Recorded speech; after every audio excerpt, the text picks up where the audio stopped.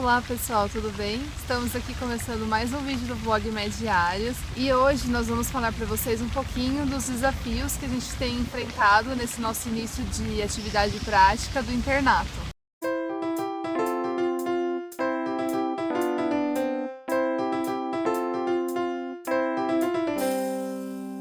Como a gente já falou bastante para vocês em outros vídeos de relatos de como foi esses meses de internato, nessa fase da nossa vida e do curso, a gente tem muito contato com o paciente, a gente tem uma rotina totalmente diferente, a gente quase que para de ter aulas e vai para a enfermaria, vai para o centro cirúrgico. Então, com tudo isso, vieram algumas mudanças, tanto da nossa forma de estudar, como da nossa forma de levar o curso e também da interação com a medicina em si. E muitos de vocês sempre perguntam sobre alguns desafios, algumas situações clássicas, se a gente já vivenciou, se já passou por uma situação mais delicada.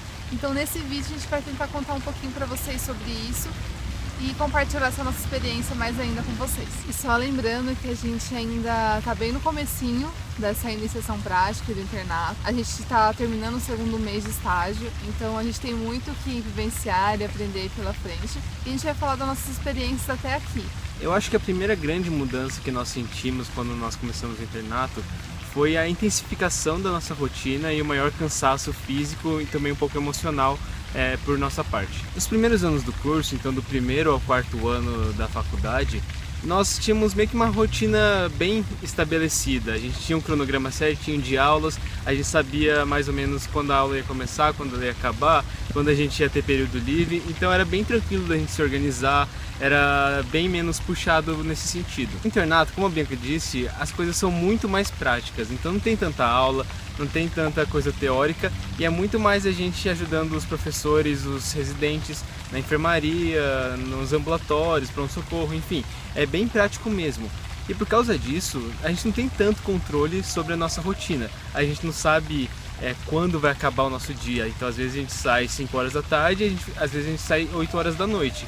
De vez em quando os residentes precisam de alguma coisa pronta cedinho, então a gente tem que chegar às 5 horas da manhã. De vez em quando a gente pode chegar um pouco mais tarde, então varia muito de dia para dia. Por causa disso, tanto pela carga horária ser maior, tanto por essa imprevisibilidade, a gente acaba ficando um pouco cansado fisicamente, porque a gente às vezes dorme pouco, a gente dorme tarde, acorda cedo, a gente tem que correr para a enfermaria, fazer as prescrições, as evoluções dos pacientes rapidão, a gente tem que ir de um andar para outro do hospital, pegar um exame, conversar com o paciente, fazer um monte de coisa de um lado para o outro. Então isso acaba exigindo um pouco da gente fisicamente, a gente acaba ficando bem cansado com essa rotina. Fora que outro detalhe adicional é que a gente começou a ter que vir aqui nos finais de semana.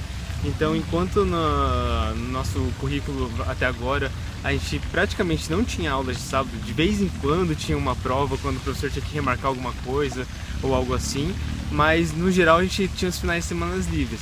Agora é meio que obrigação de pelo menos um interno da enfermaria passar lá para ajudar os professores e os residentes durante o final de semana.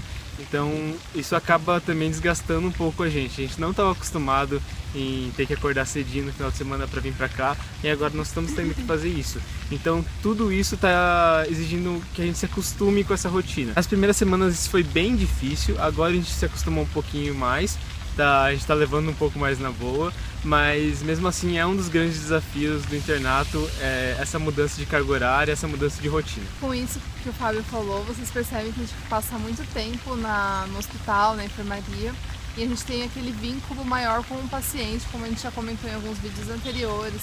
Então a gente costuma ficar mais ou menos 1 2 semanas em cada enfermaria, então a gente pode ver o paciente por um período um pouco maior, a gente vê ele ao longo do dia, e tudo isso faz uma relação que o paciente começa a confiar em você e você tem uma responsabilidade sobre ele. Então, estabelecer esse vínculo efetivo com o paciente é um dos primeiros desafios que a gente começa a enfrentar de verdade nessa fase. Porque antes a gente ia conversar uma vez com o paciente durante a aula, acabou, a gente ia ter outro contato bem depois, não era algo assim contínuo.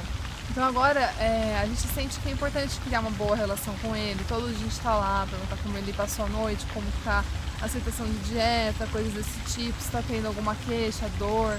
Então o paciente começa a confiar em você, ele fala, por favor, pede para o médico fazer isso por mim, ou tem uma dúvida, então você fica muito responsável, você tem que tirar dúvidas dele, se ele vai fazer uma cirurgia, aí você tem que explicar os riscos, os benefícios, ou então se ele tem que fazer um procedimento. Eu lembro lá no PS, né, tinha que passar uma sonda nasogástrica para a paciente conseguir comer, mas ela não queria aceitar aquilo porque ela achava que era muito invasivo, ela não precisava daquilo, mas a gente explicou por que aquilo ia ser bom e no final, depois de alguns dias com a sonda, ela percebeu como ela ficou bem melhor e ia conseguir ter alta. Então são coisas que a gente tem que aprender a conversar e às vezes é difícil, porque a gente nunca tentou convencer alguém de um tratamento. Então eu sinto isso, eu sinto essa dificuldade às vezes de começar e falar, tentar ser o mais claro possível e passar um pouco de segurança, porque às vezes a gente sabe o que tem que ser feito, mas falta um pouco de segurança de falar, não, é isso mesmo que vai acontecer, porque a gente acha que, né, a gente passou da aula para prática assim muito rapidamente, então às vezes é difícil de você falar isso mesmo, porque você não tem tanta prática clínica para ter certeza de um assunto. Com tudo isso que eu falei para vocês, também tem os lados mais pesados. Então, por exemplo, quando o paciente, apesar de todo o tratamento, todo o esforço, não evolui bem, quando ele começa a piorar, ou se ele tem uma intercorrência mais grave, ou às vezes ele acaba morrendo, nós, como os cuidadores deles realmente, sentimos um impacto disso. E eu tive uma experiência dessas logo no meu primeiro estágio de cirurgia geral, meu primeiro paciente de todos, que eu fiquei seguindo por um longo tempo. E apesar de todas as abordagens, várias cirurgias de emergência, tudo que foi feito para ele não estava bem e acabou falecendo. E eu acompanhei bem esse processo e eu fiquei um pouco mais impactada, impressionada com isso, porque eu conhecia bem a história dele, eu estava lá cuidando dele todo dia e eu via bastante a relação dele com a esposa e eles eram bem unidos. E como o processo foi meio abrupto, assim, foi uma coisa que me deixou mais triste. É lógico que é uma coisa assim que a gente tem que passar e a gente tem que lidar, mas é algo que no primeiro momento assim você não está totalmente preparado emocionalmente. E é uma coisa que assim, tudo bem a gente sentir aquela tristeza também, porque é um ser humano. E como todo mundo, a gente já falou algumas vezes aqui, se você sente, quer dizer que você está envolvido e que você tem um sentimento, então é melhor do que se você não sentisse nada. Mas é algo que ao longo dos próximos anos a gente tem que também aprender a lidar e trabalhar isso melhor. Para, por exemplo, conversar com a família, saber dar as notícias. Nesse momento de dar notícia eu não estava, mas eu fiquei pensando, se eu tivesse que fazer isso, né, seria muito difícil para mim. Eu fiquei pensando bastante em como eu iria reagir se eu fosse a principal responsável por ele no momento. Então, acho que eu não estaria preparada ainda, mas é alguma coisa que eu vou ter que aprender a fazer mais pra frente. E outro ponto muito diferente do internato em relação aos outros anos da faculdade é que nós somos exigidos que nós realizemos procedimentos práticos, por exemplo, sei lá, tirar sangue, realizar punções, passar sonda vesical, passar sonda nasogástrica, enfim, procedimentos de vários dos tipos. E é claro que nós já tivemos contato com esse procedimento, pelo menos na teoria, em outros momentos da faculdade. Então a gente já leu sobre o passo a passo de como se faz o procedimento, a gente às vezes até treinou alguns deles em manequins e bonecos, mas na hora que você vai fazer isso em uma pessoa de verdade, no paciente que está ali na sua frente, é muito diferente, dá muito mais medo, você tem uma cobrança interna, você tem uma responsabilidade de não errar muito maior. No boneco, se você errar, não acontece nada, você está lá para aprender. Na pessoa, se você errar, pode ter alguma complicação, então você tem que tomar muito mais cuidado, e é por isso que nas primeiras vezes que a gente está fazendo, sempre tem alguém acompanhando a gente precisa fazer, porque a gente precisa aprender para nós sermos médicos quando nós tivermos sido formados, que a gente saiba realmente realizar essas coisas com segurança. Então por isso que os professores querem que nós treinemos agora, que tem pessoas para ajudar, que está em um ambiente controlado, para que quando a gente for lá fora e estiver sozinho, a gente tenha segurança de realizar esses procedimentos. Então, mas mesmo assim dá muito medo, mas realmente dá um pouco de receio sim na primeira vez que você está fazendo um procedimento novo. E assim, claro que é difícil a gente ter isso em mente, mas a gente precisa superar esse medo porque é importante para a nossa formação. A gente tem que ter em mente que o professor está ali para ajudar, que a gente não vai fazer nada sozinho das primeiras vezes, que a gente tem que fazer com calma, estudar o passo a passo, fazer bem devagar, que no final dá certo. Inclusive nós temos uma professora de técnica cirúrgica que fala que o procedimento vai mais rápido quando a gente faz as coisas devagar. Ou seja, a gente não precisa se afobar, a gente tem que ter confiança no que a gente está fazendo fazer o passo a passo certinho, sem pular nenhuma etapa, seguindo as orientações, com calma, com segurança de que a gente não está errando, e assim as coisas vão dando certo. E a gente vai pegando mais confiança e cada vez mais a gente vai tendo essa segurança de realizar os procedimentos. Eu vou falar de uma situação até que meio simples, só para vocês poderem entender o que eu quero dizer. Por exemplo, a gente tem que passar muitas sondas vesicais.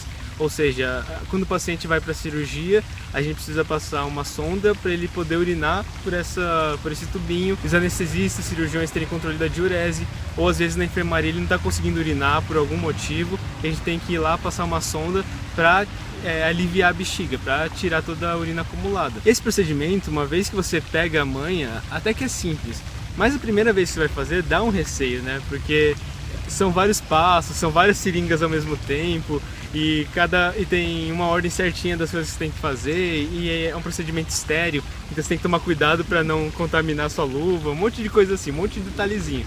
E na primeira vez que eu fiz, meu Deus, é muita coisa, como que eu vou fazer isso? Mas daí o professor ajudou, tranquilo, assim, não, vamos com calma, primeiro o que você vai fazer, daí explicava.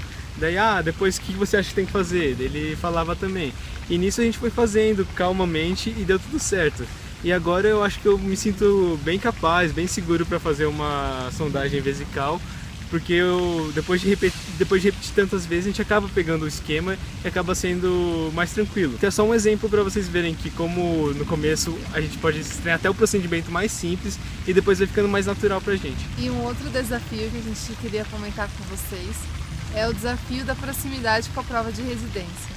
É algo que a gente começou a pensar bastante agora, nessa fase, lógico, porque a gente está há mais ou menos 2 anos da prova e a gente nunca tinha pensado nisso. Assim, a gente tinha pensado, refletido, vamos ter uma prova, mas nada assim, tá perto. É a mesma coisa quando a gente está no ensino médio, a gente pensa que tem um vestibular, sabe? A gente volta aquele medo, aquela coisa de fazer uma prova que vai decidir qual especialidade você vai fazer, e muitos medos.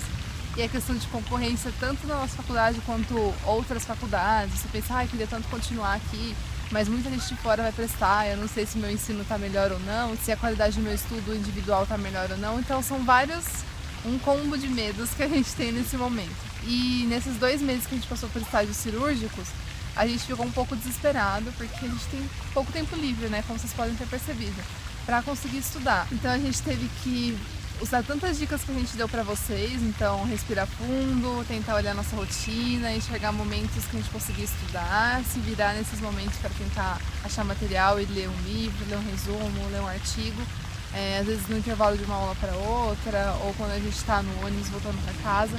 Então a gente tem que achar meios de estudar e não se desesperar. Então esse está sendo um desafio que eu acho que a gente vai levar para os próximos meses e anos, porque a nossa prova é o ano que vem. E a gente está compartilhando com vocês porque muitos de vocês estão na fase de vestibular, então agora a gente está meio que na mesma situação, se preparando para esses testes. E é legal a gente compartilhar a experiência porque ajuda também a gente a desestressar, respirar, não é só a gente que está passando por isso, muitas pessoas estão. E todo mundo tem dicas para trocar, né? A gente pode lembrar da nossa experiência no vestibular, como que funcionou se organizar para estudar e não se desesperar. Então é isso, gente, torçam por nós. Se tiverem dicas para dar pra gente também, nós aceitamos. Motivação aí também. Então o vídeo de hoje foi esse, pessoal. Essas foram apenas algumas das dificuldades que nós encontramos no internato até agora. À medida que nós fomos progredindo no curso, nos estágios, nós vamos contando mais, fazendo mais relatos para vocês. Esperamos que vocês tenham gostado desse tipo de vídeo. Se ficou alguma dúvida, se vocês não entenderam alguma coisa que a gente falou, podem escrever pra gente que a gente tenta responder. Então não se esqueçam de se inscrever no nosso canal para receber notificações de novos vídeos. Seguir a gente nas redes sociais, mandar cartas para nossa caixa postal. O vídeo de hoje foi esse, até a próxima, pessoal.